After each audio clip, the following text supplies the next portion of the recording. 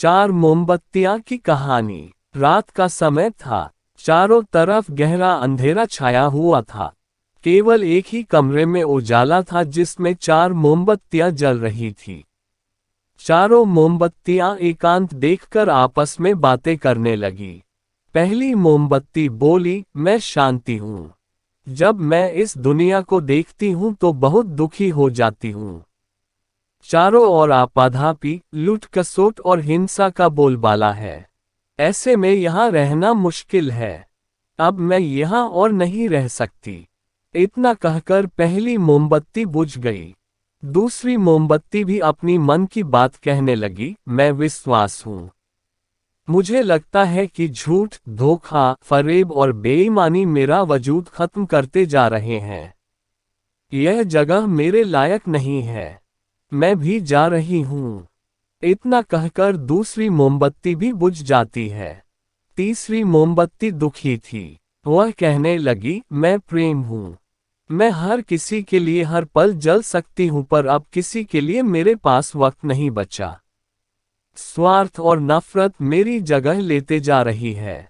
लोगों के मन में अपनों के प्रति प्रेम भावना नहीं बची। मैं और सहन नहीं कर सकती। मेरे लिए जाना ही ठीक होगा।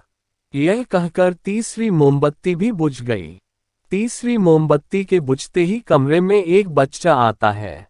मोमबत्तियों को बुझा देखकर उसे बहुत दुख होता है। उसके आंखों से आंसू बहने लगते हैं। वह दुखी मन से बोला, इस तरह बीच में ही मेरे जीवन में अंधेरा कर कैसे जा सकती हो तुम? तुम्हें तो अंत तक जलना था, लेकिन तुमने मेरा साथ छोड़ दिया। अब मैं क्या करूंगा? बच्चे की बात सुनकर चौथी मोमबत्ती बोली, तुम घबराओ मत, मैं आशा हूं और मैं तुम्हारे साथ हूं। जब तक मैं जल रही हूं तुम मेरी आग से दूसरे मोमबत्तियों को जला दो। चौथी मोमबत्ती की बात सुनकर उस बच्चे को विश्वास हो गया। उसने आशा के साथ शांति, विश्वास और प्रेम को फिर से जला दिया। जीवन में समय एक सा नहीं रहता, कभी उजाला रहता है तो कभी अंधेरा। जीवन में अंधकार आए, मन अशांत हो जाए, विश्वास डगमगाने लगे और दुनिया पराई लगने लगे, तब आशा का दीपक जला लेना। जब तक आशा का दीपक जलता रहेगा जीवन में कभी अंधेरा नहीं हो सकता।